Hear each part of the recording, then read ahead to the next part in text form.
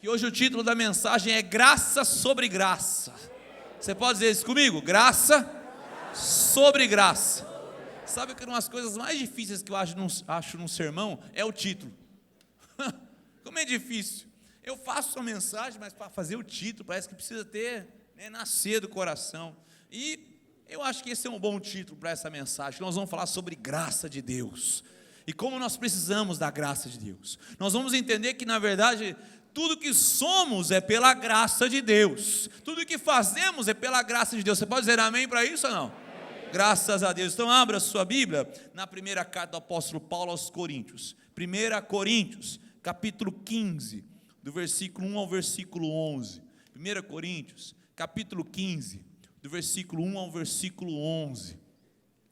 Fala para o irmão que está do teu lado e fala assim: Deus vai falar com você,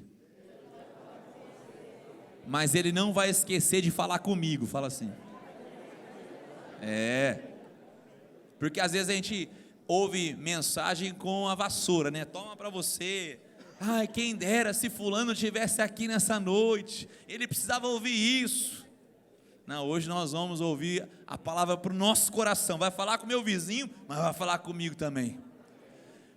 1 Coríntios capítulo 15, do 1 ao 11, diz: irmãos, venho lembrar-lhes o evangelho que anunciei a vocês, o qual vocês receberam e no qual continuam firmes.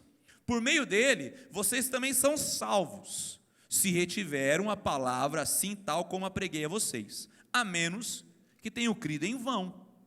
Antes de tudo, entreguei a vocês o que também recebi, que Cristo morreu pelos nossos pecados, segundo as Escrituras, e que foi sepultado e ressuscitou ao terceiro dia, segundo as Escrituras, e apareceu a Cefas, e depois aos 12, depois foi visto por mais de 500 irmãos de uma só vez, dos quais a maioria ainda vive, porém alguns já dormem.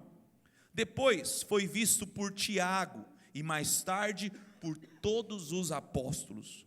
Por último, depois de todos, foi visto também por mim, como por um nascido fora de tempo, porque eu sou o menor dos apóstolos, e nem mesmo sou digno de ser chamado apóstolo, pois persegui a igreja de Deus, mas pela graça de Deus sou o que sou, e a sua graça que me foi concedida não se tornou vã, pelo contrário, trabalhei muito mais do que todos eles. Todavia, não eu, mas a graça de Deus comigo. Portanto, seja eu ou sejam eles, assim pregamos e assim vocês creram. É lindo que Paulo ele abre esse trecho, que ele está finalizando a sua carta aos Coríntios, dizendo: irmãos, venham lembrar-lhes do Evangelho. Quem aqui já teve aquela experiência de ir na casa, quem sabe, dos seus avós, ou até mesmo dos pais, e procurar aquela caixa de fotografia antiga, cheia de pó, e você começa a olhar aquelas fotos, algumas meio amareladas, e você começa a perguntar quem que é um, quem que é outro, e você começa a ouvir as histórias da sua família. Hoje em dia, se você for falar para uma criança de caixa de fotografias, ela não vai entender isso, porque é tudo no celular. Mas era muito legal você ver essas fotos antigas, e às vezes no verso dela tinha pequenas anotações da data, do local, o que que era. Então você vai lá ver, quem sabe, os seus pais, que casaram, e daí você vê seu pai com aquele paletó xadrez, boca de sino, aquele sapato maravilhoso, que era moda, ele casou assim. Você fala: pai, o que é isso? Vovó, o que foi isso? E daí você pensa: vai ter uma festa brega lá na igreja, vou pegar emprestado. Não sei se essa foi a sua experiência. Aconteceu isso com meu filho Gabriel, só não vou falar de quem que ele pegou, senão o Ozinho vai ficar bravo comigo. Ops, escapou.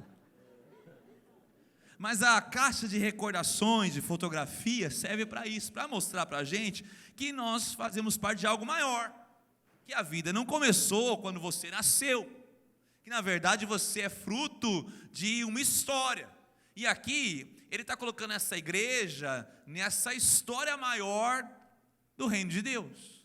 Há pessoas, por exemplo, que acreditam que a história do cristianismo começou quando o pastor da sua igreja, da comunidade X ou Y, fundou a igreja local.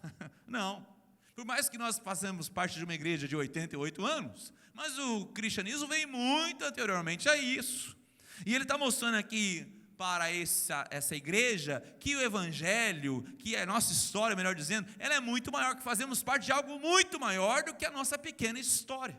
Então ele fala, olha, venho lembrar-lhes o evangelho, que anunciei a vocês, os quais vocês receberam, e no qual continuam firmes. É um evangelho que eu e você precisamos ser lembrados. E o apóstolo Paulo, ele começa a mostrar isso. Eles tinham que entender quem eram, e onde estavam, e de qual história fazem parte.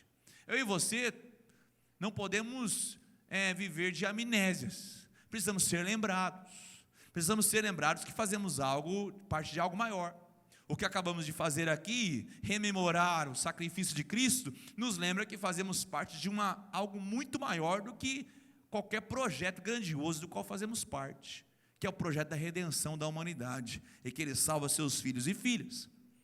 Quando entendemos então o texto de 1 Coríntios, vemos que todos os assuntos do qual Paulo vai tratar com essa igreja, ele aponta para algo maior. Então quando você vê capítulo 6, por exemplo, Paulo ele trata aqui sobre a imoralidade sexual, no capítulo 6, nessa igreja, e ele vai falar o seguinte, olha, vocês não vão ser moralmente corretos nessa área, só porque eu estou falando que vocês devem ser, mas porque vocês foram comprados com o sangue do Cordeiro na cruz, e se você foi comprado, tudo que você é e faz tem um grande valor, inclusive a sua moralidade na área sexual. Ele faz o mesmo quando ele vai para o capítulo 11, ele fala da ceia, olha, a ceia, o partir do pão, você está se conectando ao corpo de Cristo, que nós chamamos da igreja triunfante, até mesmo aqueles irmãos que pagaram alto preço para que a palavra do Senhor chegasse às nossas mãos. Quando você lê, por exemplo, as cartas de Jesus Cristo às igrejas da Galácia, da Ásia, melhor dizendo, lá em Apocalipse, você vai ver muitos homens que foram mártires do cristianismo, pessoas que entregaram suas próprias vidas para que a igreja pudesse estar de pé, assim como o nosso querido irmão Estevão, diácono da igreja, foi apedrejado porque ele pregava o evangelho. Fazemos parte de algo maior. Quando você chega no capítulo 13, então, Paulo vai falar sobre o amor, ele fala que o amor tudo suporta. O amor é o que vai sustentar a nossa vida. O amor, ele vai adentrar nesse novo mundo que Deus tem para nós. Porque a palavra do Senhor diz que Deus é favor. Melhor isso aí. Porque Deus é amor. Ficou bem melhor. Ou seja, ele começa a colocar todos os assuntos em algo maior. Então eu e você temos que fazer isso também. A gente não pode tratar as coisas de forma singular, do que eu acho, mas eu tenho que olhar todo o contexto bíblico. Mas Paulo nesse texto, nesse capítulo de forma bem específica, ele vai tratar da ressurreição de Cristo. E ele nos coloca de novo no plano maior da redenção. Não só o nascimento, a encarnação de Cristo, o seu sacrifício, mas a sua ressurreição. E a sua ressurreição é o piso da nossa fé. A nossa fé não é sustentada se nós não caminharmos em cima da realidade do Deus ressurreto, que ao terceiro dia ressuscitou. Então a nossa fé é alicerçada nessa história, é alicerçada nessa grande história de Deus para o nosso coração, é a história de Deus para o coração do homem. E então, nós chegamos no versículo 10 que eu quero destacar. Paulo faz uma declaração maravilhosa e nós vamos aprofundar nessa declaração. Ele fala, mas pela graça de Deus sou o que sou. E ele continua, e a sua graça que me foi concedida não se tornou vã. Pelo contrário, trabalhei muito mais do que todos eles, todavia não eu, ele fala de novo, mas a graça de Deus comigo. O que nós podemos aprender com Paulo sobre essa ideia da graça? Primeiro, a graça é transformadora. Diga comigo, graça transformadora. Eu entendo que ele fala, pela graça sou o que sou. Ele vai falar sobre essa ideia de santificação, de santidade, essa ideia de mudança de vida. A graça não é uma experiência estática, A graça não é uma experiência que você recebe de Deus, algo poderoso, e que não é operosa. Pelo contrário, a graça é operosa. A graça traz mudanças. Tem uma música linda do pastor Lucas, interpretada pela voz de Aline Barros, que o título dessa mensagem é Depois da Cruz. Eu vou ler um trecho dessa canção. Ele fala o seguinte: antes da cruz, estava condenado, eu carregava o peso do pecado, até que Deus me concedeu a chance de ser regenerado. Antes da cruz, estava separado, o véu ainda não tinha se rasgado, diz ele. De um lado eu, do outro Deus. Mas pela cruz fomos aproximados. Depois da cruz do Salvador, ele continua, mudou a história de um pecador que era eu, longe de Deus, mas pela graça, salvação concedeu. Você não pode dizer amém para isso? Essa ideia de antes e depois da cruz fica bem evidente nas letras dessa canção. Antes da cruz, o que era eu? Longe de Deus, separado de tudo, mas depois da cruz sou aproximado, e Ele concede graça e salvação a um pobre pecador como eu. Então Paulo, ele começa a experimentar essa graça que transforma, essa graça que mexe o seu coração, e Paulo sabia muito bem disso, que ele poderia depender da sua própria carne. Em outro texto, você não precisa abrir, eu vou ler, em Filipenses, ele fala sobre si mesmo. Ele fala o seguinte: olha, é verdade que eu também poderia confiar na carne. Paulo falando. Eu poderia não confiar na graça, mas confiar na carne. E ele agora mostra os seus distintivos. Se alguém pensa que pode confiar na carne, eu ainda mais. Ele fala, eu fui circuncidado ao 8º dia. Sou da linhagem de Israel, da tribo de Benjamim, hebreu de hebreus. Quanto à lei, eu era fariseu. Quanto ao zelo, perseguidor da igreja. Quanto à justiça que há na lei, irrepreensível. Mas o que para mim era lucro, aleluia, isso considerei perda por causa de Cristo. Na verdade, considero tudo como perda por causa da sublimidade do conhecimento de Cristo Jesus, meu Senhor. Por causa dele, perdi todas as coisas e as considero como lixo, para ganhar a Cristo e ser achado nele, não tendo justiça própria que procede da lei, mas aquela que é mediante a fé em Cristo, a justiça que procede de Deus, baseada na fé, ele diz. E ele termina, o que eu quero é conhecer Cristo.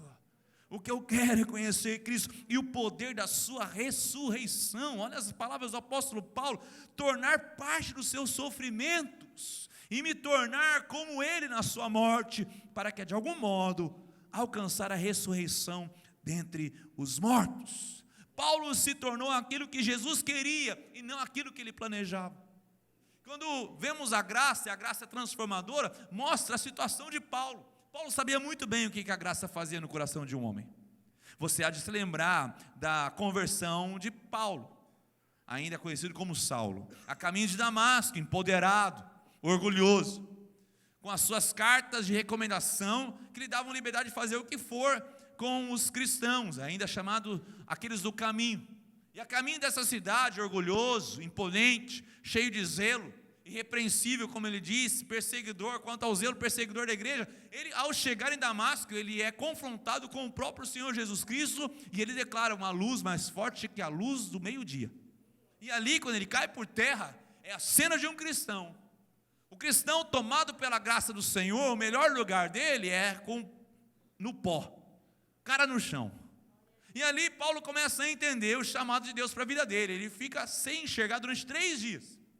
Ele mergulha na sua própria escuridão do seu conhecimento, da sua sabedoria. E um homem sem Cristo vive em escuridão, por mais que ele não reconheça isso.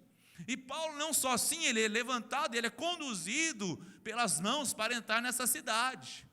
A vida de um cristão nada mais é que isso, obscurecer-se para o seu próprio entendimento e ser conduzido aonde Deus quer que te leve. Essa é a ideia da vida cristã, e não a independência, e não o altivismo, não o orgulho. Paulo, ele entende que essa graça o transformaria, a ponto de transformar as suas próprias convicções de vida. Paulo é tomado pela graça, e é por isso que é uma graça transformadora. E o texto na conversão de Paulo diz, olha, ele vai ser instrumento de Deus nas minhas mãos. Paulo achava que ele era instrumento dele mesmo, do Deus chamado eu, do Deus chamado ego, do Deus chamado ventre. E tem tantas pessoas, e o próprio apóstolo Paulo trata isso em outra carta, que são comandados, dirigidos pelo Deus do ventre. O ego é tão grande que não cabe Deus em suas vidas. Paulo ele começa a entender que ele seria instrumento nas mãos do Deus Todo-Poderoso. E não só isso. Quando Ananias é levado a orar por Paulo, ele fala, vá lá, porque ele é instrumento de Deus para levar o evangelho aos gentios, mas eu vou mostrar a ele o quanto importa sofrer pelo meu nome. Não, peraí, pastor, eu acho que você leu o texto errado. Não é bem assim que eu queria. Eu queria assim, quanto importa prosperar em meu nome. O quanto importa ser vencedor em meu nome. Porque eu sou mais que vencedor em Cristo Jesus, pastor. Você não está fazendo as convicções, as conexões corretas. Eu acho que a sua versão deve estar com algum erro de ortografia. Não, é bem isso mesmo. Quanto importa sofrer pelo meu nome. Eu já disse aqui, o cristianismo não é bom de marketing não, sabe? Não é mesmo.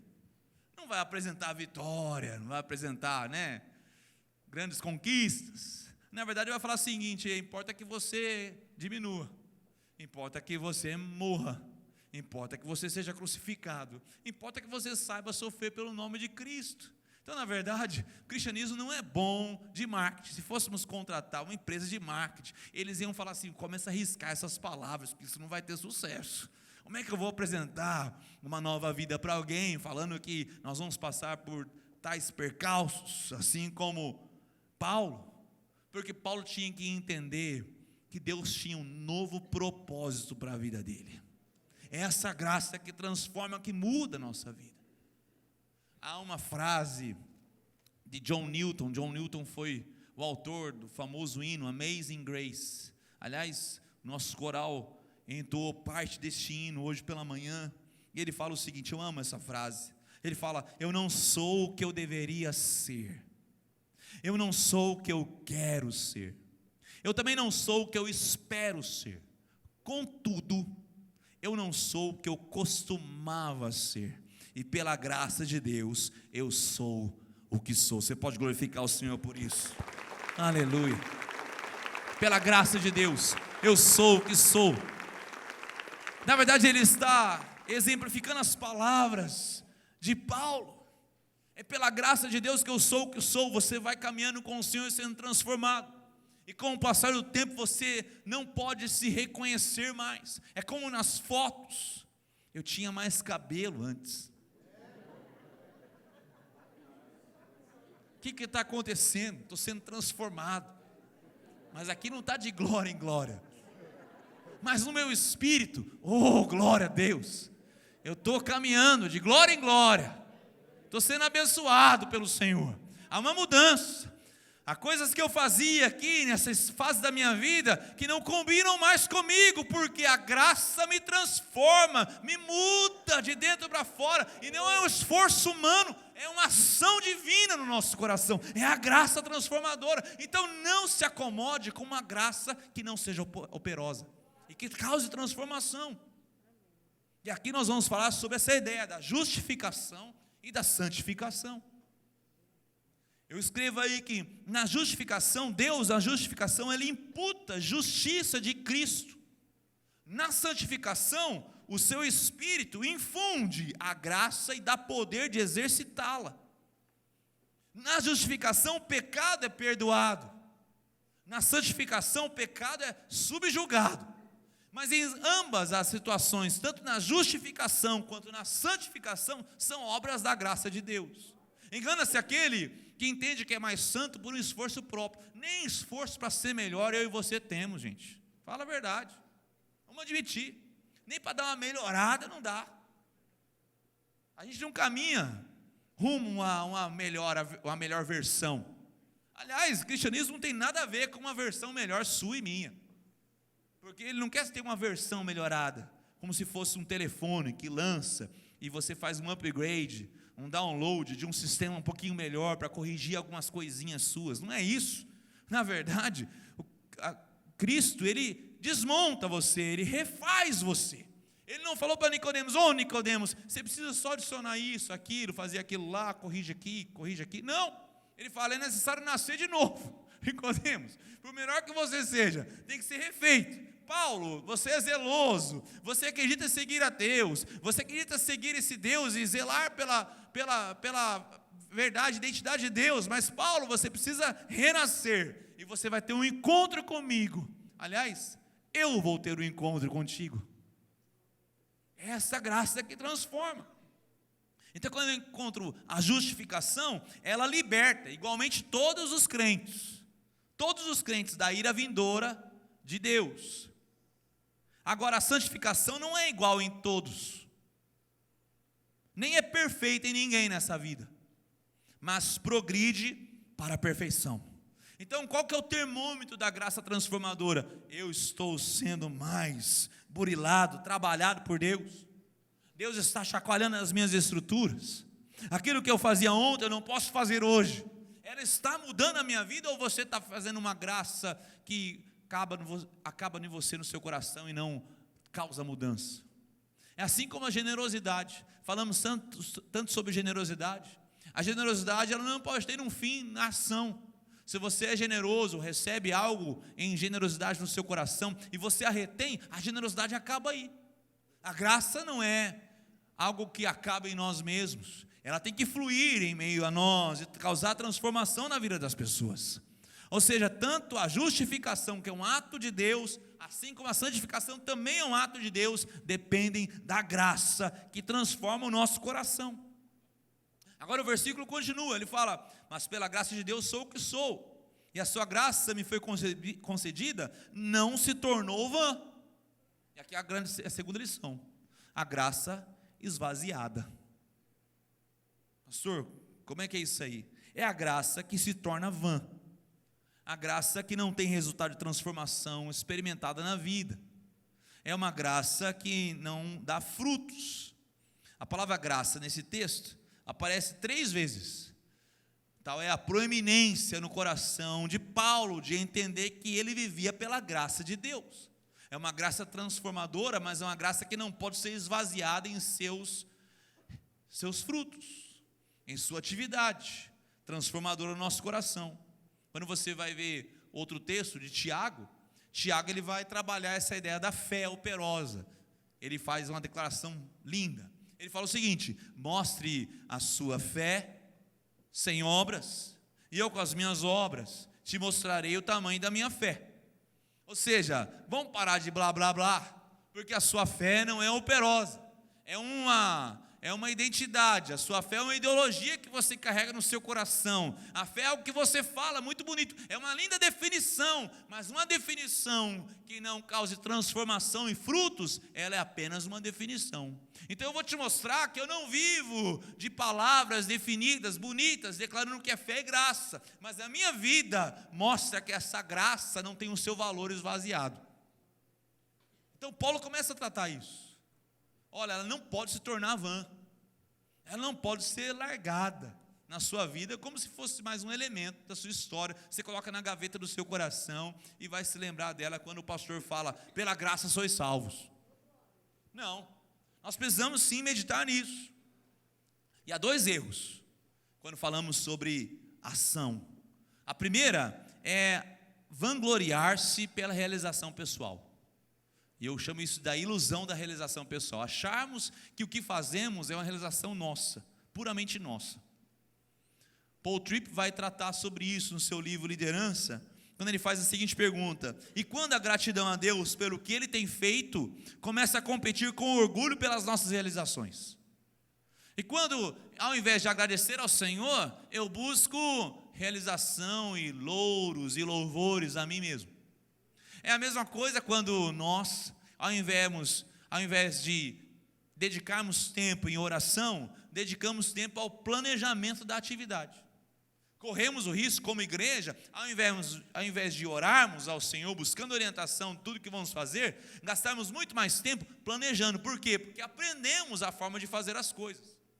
Eu já sei conduzir o culto, eu já sei fazer uma reunião de oração, eu já sei conduzir uma célula, não preciso orar. Eu já sei como é que funciona, eu já aprendi o caminho, e daí a realização pessoal fica maior do que a glória de Deus. E de repente vem Deus e bagunça tudo. A sua cela é transformada. O culto é mudado. Nossa vida, ela parece perder o equilíbrio, para que eu e você possamos aprender a depender da graça de Deus. A gente não pode tender a isso, achar que então o que fazemos é uma realização só nossa, não. É a graça de Deus. Agora eu também não posso ser paralisado. Tem pessoas que falam, não, eu não posso fazer porque eu não estou preparado ou preparado. Eu tenho medo, eu tenho incertezas. O inesperado não pode nos paralisar, que é o outro lado, que eu também estou esvaziando a graça, ou por fazer e querer a realização para mim, ou por não fazer, dizendo que eu sou incapacitado e incapaz de fazer isso. Eu também estou esvaziando a graça de Deus no meu coração, porque carregamos um testemunho poderoso, e eu e você temos sim a responsabilidade de pregar o evangelho. Essa responsabilidade não é terceirizada. Eu levei aquela pessoa na igreja, ele não quis nem saber, agora é com ele. Apresentei ela para o pastor não foi atrás, foi 1, 2 vezes, devia ter ido 10. Aí, ó. Agora, lava as minhas mãos. Parece alguém que lavou as mãos aí. Como assim? Nós precisamos estar sempre operantes.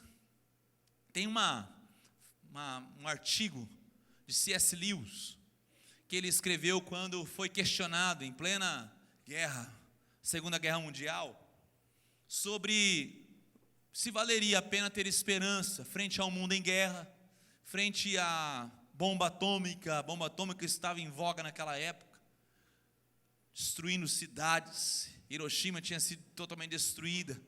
Então se pergunta a C.S. Lewis sobre o que vale a esperança, sabendo que nós vamos morrer. E ele fala, qual novidade que há nisso? Nós vamos morrer. Do que vamos morrer, isso pouco importa. Um dia chegaremos à morte, seja por uma bomba, seja pelo câncer, seja por um atropelamento, seja qual razão, todos nós vamos passar por isso.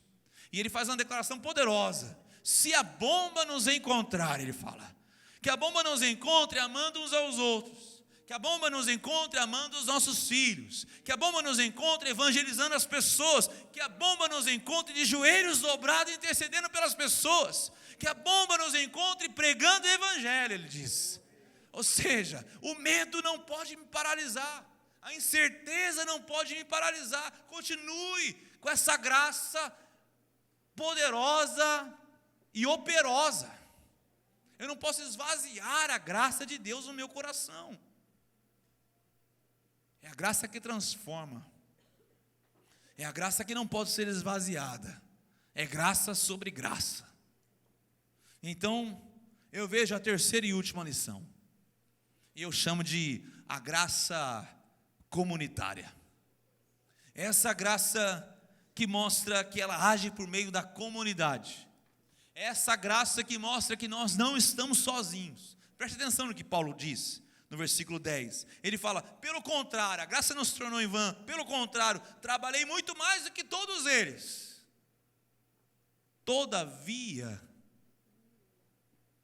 não eu, mas a graça de Deus comigo. Ele não estava falando que ele era melhor que os outros, mas ele estava falando, se existe alguém que se esforça, sou eu. Parece que Paulo ele vai lembrar que ele nasceu fora de tempo. Sabe aquela pessoa que se converteu tardiamente? Aquela pessoa que olha para o seu passado, a sua infância, e fala assim, eu não tive o privilégio de ser conduzido aos pés de Jesus Cristo quando eu era pequeno, ou quando eu era adolescente, ou na minha juventude. Pastor, a minha história é triste, porque vários relacionamentos foram quebrados, eu não tinha esse entendimento de Deus na minha vida, e eu carrego esses traumas na minha história. É como se eu fosse nascido tardio, a raspa do tacho da família. Mas eu nasci, eu fui escolhido.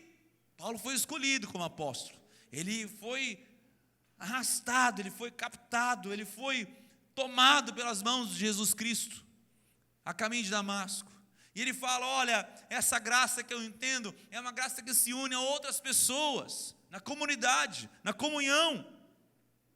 Até mesmo a obra que Paulo fez pelo esforço humano para trabalhar com mais esforço que todos os outros, foi também obra da graça de Deus. Ele fala, todavia não eu, mas a graça de Deus que habita em meu coração.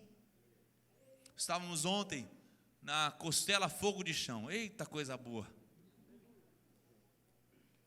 E lá estava o nosso irmão Gauchinho de Cristo. Um Gauchinho de Cristo, com a sua sanfona, a sua bombacha, ama o Rio Grande do Sul. E ele estava contando um testemunho para nós. E esse testemunho conta que ele estava lá tocando em uma das regiões, e ele tocava e ele compartilhou o seu sonho, que a sua filha queria fazer medicina, olha só. Mas ele não tinha a mínima condição de pagar o curso. E uma pessoa ali falou o seguinte: eu vou pagar o curso de medicina para sua filha. Ele falou: mas bate. Diz a história que ele olhou aquela palavra, tomou no seu coração, mas ele não tinha certeza, porque pagar um curso de medicina é um curso de medicina, é quase que imóvel. A pessoa perguntou: onde você quer que a sua filha curse? Ela tem a ideia de cursar nessa cidade, nessa universidade. Quando que ela faz a inscrição? Tal dia. Pode ir lá fazer a inscrição dela. Quando ele chegou lá com a filha, ele contando isso para nós ontem, falou assim: olha, o curso da sua filha, os 6 anos de medicina, estão quitados, inteiramente pago. É a graça de Deus que age no meio da comunidade, do povo de Deus. É essa graça que tem um sentido de irmandade. Paulo então não se considerava um fenômeno isolado da história. Paulo, ele sabia que ele fazia parte de algo maior, e eu e você temos que entender que fazemos parte de algo maior. Não é a igreja central, é o reino de Deus. Algo muito maior sendo feito. Nós fazemos parte desse movimento de Deus, na história de Londrina, no Paraná, no Brasil, no mundo.